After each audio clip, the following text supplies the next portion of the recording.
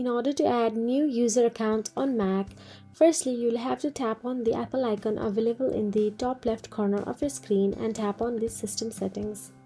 After that, simply scroll down and you'll get to see users and group option available in the left slide bar of your screen and tap on it.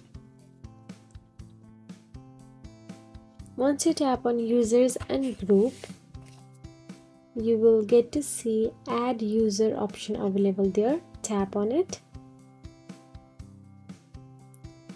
Now enter your MacBook password in order to continue with the process.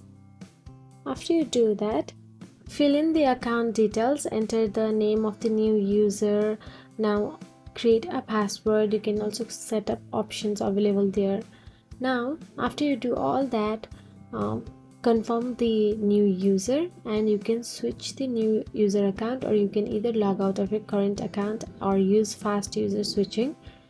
So that is it. If you found this video helpful, please like, share and subscribe, and thank you for watching.